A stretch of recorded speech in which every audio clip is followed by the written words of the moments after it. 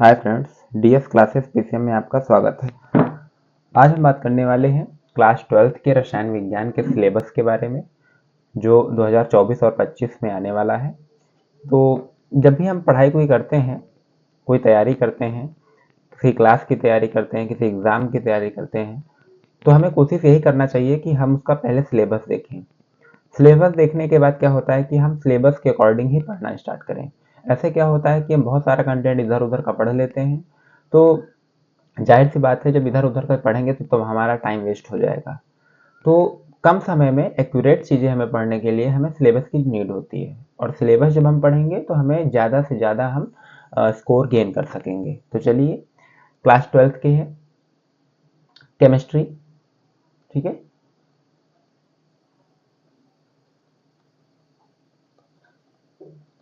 Chemistry में बात कर लेते हैं। तो इसमें क्या है, टोटल पेपर जो होगा आपका 70 नंबर का होगा, ओके।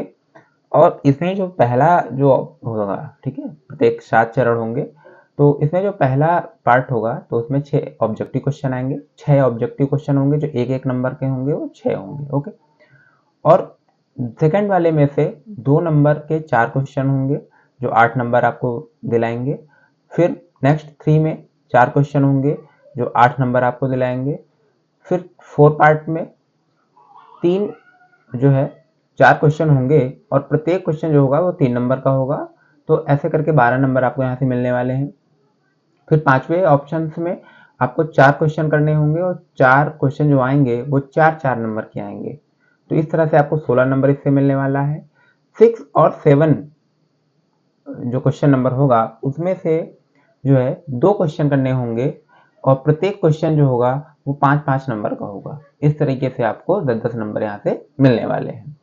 तो अब चलिए, क्या क्या आएगा इस बारे में थोड़ा देख लेते हैं। टाइमिंग आपको मिलने वाली है यहाँ पर, जब एग्जाम होगा तो आपको टाइमिंग मिलने वाली है यहाँ पर 3 घंटे। 3 घंटे टाइमिंग मिलने वाली है। और यहाँ पर जो पूर्णांक होगा वो आपका 70 नंबर का होगा, मैक्सिमम मार्क्स जिसे कहते हैं। तो चलिए, पहला चैप्टर जो है यहाँ पर क्या है, विलियन का है। किसका है, विलियन का, ओके, सॉल्यूशन का है।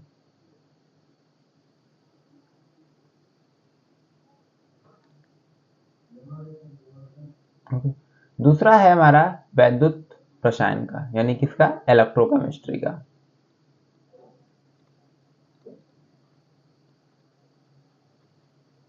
इलेक्ट्रोकेमिस्ट्री का विलियन से 8 नंबर का आता है हमारा, वैद्युत रसायन से 7 नंबर का आता है। ये बहुत ही देखना है आपको कि किस चैप्टर से कितने नंबर का आ रहा है। उसके बाद आ जाता है रासायनिक बलगतिकी, यानी chemical kinetics, chemical kinetics, okay. फिर आ जाता है d and f block element. फिर d and f block element से 6 नंबर का आएगा, और उप सहसंयोजक यौगिक से 7 नंबर का आएगा, यानी इसको कहते हैं coordination compound, coordination compound, okay. ठीक है, यहाँ पे लिख देते हैं कोऑर्डिनेशन, ओके, कंपाउंड, ओके। चलिए, थोड़ा सा पतला आपको दिख रहा होगा, ठीक है। नेक्स्ट है हेलो एल्केन और हेलो एरीन, इससे भी आपका 7 नंबर का आने वाला है। नेक्स्ट है alcohol, phenol and ether, 7 number आने वाला है। एल्डिहाइड, कीटोन एवं कार्बोक्सिलिक अम्ल 8 नंबर का आएगा, और एमीन से आएगा 6 नंबर का, जैव अणु से आएगा 7 नंबर का, ओके। तो ब्रीफली नहीं जाएंगे, बस आपको ये 10 चैप्टर यहाँ पे पढ़ने हैं। अब 10 चैप्टर में जो है टोटल यहाँ पर क्या हो जाता है, उसके बाद देखो, इसमें से 70 अंक का एक प्रश्न पत्र यानी 70 नंबर का पेपर होगा, और 30 नंबर जो होगा वो प्रयोगात्मक परीक्षा होगी, यानी प्रैक्टिकल होगा, जो आपके कॉलेज से मिलने वाले हैं आपको। उसमें भी आपको अभी चलेंगे 30 नंबर में कितना कॉलेज से मिलेगा, कितना बाहर से मिलेगा, ये भी बताएंगे हम। तो इकाई विलयन में क्या क्या पढ़ना है, विलयनों के प्रकार पढ़ना है, ठोसों के द्रव में बने विलयन की सांद्रता पढ़ना है, ठीक है। गैसों के द्रवों में विलेयता पढ़ना है, ठोस विलयन पढ़ना है, अणुसंख्य गुणधर्म पढ़ना है, वाष्प दाब का अपेक्षिक अवनमन पढ़ना है, राउल्ट का नियम पढ़ना है, क्वथनांक का उन्नयन, हिमांक का अवनमन, परासरण दाब, अणुसंख्य गुणधर्मों द्वारा आणविक द्रव्यमान ज्ञात करना है और असामान्य आणविक द्रव्यमान ज्ञात करना है, वांट हाफ का गुणांक पढ़ना है। ये सारी चीजें हमें विलयन में पढ़नी है। नेक्स्ट हमें वैद्युत रसायन में क्या क्या पढ़ना है, ऑक्सीकरण अपचयन अभिक्रियाएं पढ़नी है जो आप 11th में पढ़ चुके होते हैं। वैद्युत अपघटनी विलयनों का चालकत्व पढ़ना है, विशिष्ट एवं मोलर चालकता पढ़ना है, सांद्रता के साथ चालकत्व में परिवर्तन पढ़ना है, कोलराउस का नियम पढ़ना है। यहाँ पर जो मेन इंपॉर्टेंट है कोलराउस का नियम है। ओके, उसके बाद यहाँ पर देखो मेन शुष्क सेल है, वैद्युत अपघटनी सेल है, गैल्वनी सेल है, सीसा संचायक सेल है, सेल का वैद्युत वाहक बल है, मानक इलेक्ट्रोड विभव है, ये इंपॉर्टेंट है, नष्ट समीकरण है। रासायनिक सेलों में इसका अनुप्रयोग गिब्स मुक्त एनर्जी यानी गिब्स फ्री एनर्जी पढ़ना है, सेल का ईएमएफ में परिवर्तन के मध्य संबंध और ईंधन सेल पढ़ना है, संचारण पढ़ना है। ये सारी चीजें हमें वैद्युत रसायन के अंतर्गत पढ़नी है। उसके बाद आ जाते हैं केमिकल काइनेटिक्स। केमिकल काइनेटिक्स में अभिक्रिया का वेग पढ़ना है, अभिक्रिया के वेग को प्रभावित करने वाले कारक पढ़ लेने हैं, सांद्रता, ताप, उत्प्रेरक यानी कैटालिस्ट पढ़ना है, अभिक्रिया की कोड पढ़ना है यानी प्रथम कोड की है, द्वितीय कोड की है, ठीक है, ये सभी चीजें पढ़नी है। आणविकता का सिद्धांत और वेग का नियम पढ़ना है, विशिष्ट दर स्थिरांक पढ़ना है, ओके, उसमें उसके बाद अर्धायु पढ़ना है, उसके बाद संगठन सिद्धांत अवधारणा पढ़ना है, ओके, सक्रियण ऊर्जा पढ़नी है, आर्यनस समीकरण यानी आर्यनस इक्वेशन पढ़ना है। उसके बाद डी ब्लॉक में आ जाते हैं, डी एंड एफ ब्लॉक में आ जाते हैं। तो सबसे पहले डी एंड एफ ब्लॉक यानी आप एफ पी पढ़ चुके होते हैं, डी और एफ ब्लॉक यहाँ पे पढ़ना होता है आपको। तो इसमें इलेक्ट्रॉनिक विन्यास आपको पढ़ना है, संक्रमण धातु यानी डी ब्लॉक जो एलिमेंट संक्रमण ट्रांजिशन एलिमेंट जो होती है वो पढ़ना है, अभिलक्षण और उपलब्धता पढ़ना है, संक्रमण धातुओं की प्रथम श्रेणी केमिकल और फिजिकल प्रॉपर्टीज यहाँ पर कह सकते हैं पढ़ना है यहाँ पर, ओके, इनकी जो भी होती है, कैटालिटिक प्रॉपर्टी पढ़ना है, मैग्नेटिक प्रॉपर्टी पढ़ना है, ओके, अंतराकाशी यौगिक मिश्र धातु यानी मिक्सचर जो होती हैं वो बनाना और उनको सीखना है, पोटेशियम डाइक्रोमेट पढ़ना है और पोटेशियम परमैंगनेट के बारे में पढ़ना है, उनके गुणधर्मों को जानना है। नेक्स्ट आता है लैंथेनाइड यानी एफ ब्लॉक एलिमेंट जो होता है, ये तुम्हारा क्या है, एफ ब्लॉक एलिमेंट है। लैंथेनाइड एंड एक्टिनाइड, इनके बारे में भी इलेक्ट्रॉनिक विन्यास पढ़ना है और दोनों में केमिकल प्रॉपर्टीज, फिजिकल प्रॉपर्टीज ये सारी पढ़नी है और इनकी जो है कुछ केमिकल रिएक्शंस पढ़नी है, ओके। नेक्स्ट आ जाते हैं उपसह संयोजक यौगिक में। उपसह संयोजक यौगिक में लिगैंड पढ़ना है आपको, इनका परिचय पढ़ना है। आईपीएसी में आता है कोऑर्डिनेशन कंपाउंड में यह पढ़ना है, वार्नर का सिद्धांत पढ़ना है।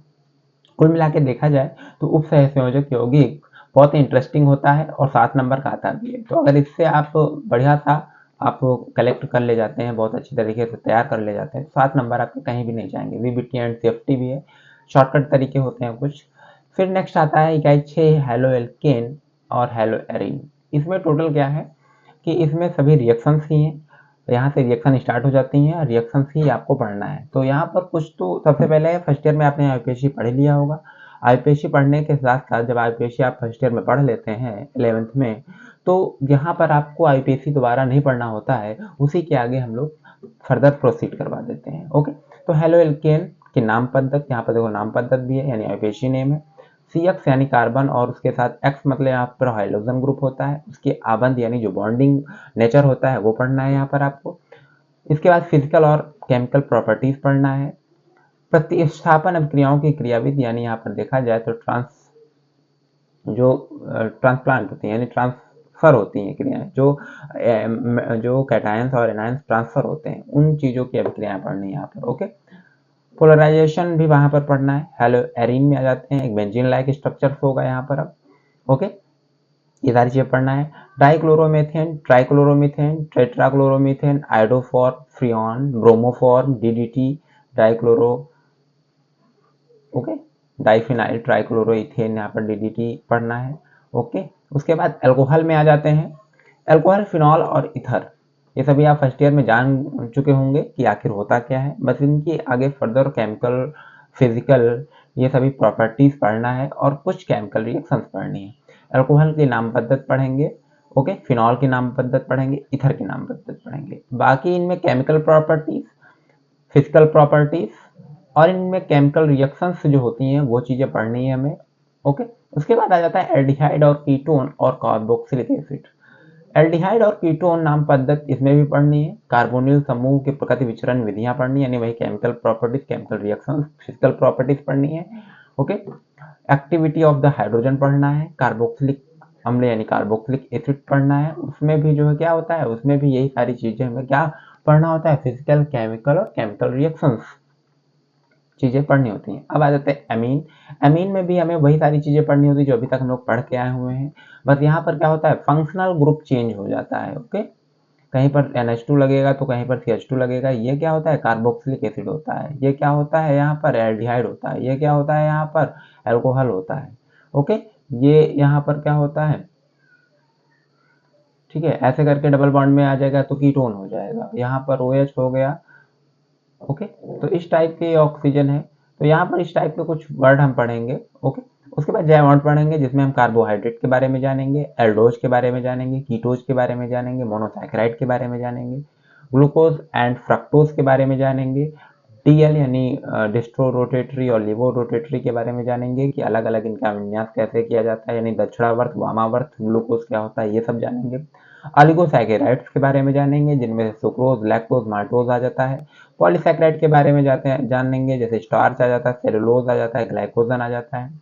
प्रोटीन के बारे में पढ़ेंगे हम लोग, कुछ एमिनो अम्लों के प्रारंभिक परिचय के बारे में पढ़ेंगे। पेप्टाइड आबंध क्या होता है, पेप्टाइड बॉन्ड क्या होते हैं, पॉलीपेप्टाइड बॉन्ड क्या होते हैं, प्रोटीन क्या होती है, प्रोटीन की प्राइमरी स्ट्रक्चर क्या होती है, सेकेंडरी स्ट्रक्चर क्या होती है, टर्सरी स्ट्रक्चर क्या होती है, एंड 4 डिग्री स्ट्रक्चर क्या होती है। ये सारी डिग्री स्ट्रक्चर हम यहाँ पर पढ़ने वाले हैं। विटामिन का हम क्लासिफिकेशन पढ़ेंगे, उसके वर्क पढ़ेंगे, और यहाँ पर न्यूक्लिक एसिड पढ़ेंगे, न्यूक्लिक अम्ल जिसे कहते हैं। उसके बाद उसमें DNA और RNA पढ़ने वाले हैं। उसके बाद हम प्रयोगात्मक परीक्षा में हम सीधे सीधे ये आपको बता देंगे कि यहाँ पर क्या है कि 15 नंबर आपके बाहर से होते हैं जो एग्जामिनर आपको देगा। उसमें भी क्या होता है, इसमें भी आपसे कुछ वो ओरल पूछेगा, उसमें आपको कुछ प्रोजेक्ट देखेगा।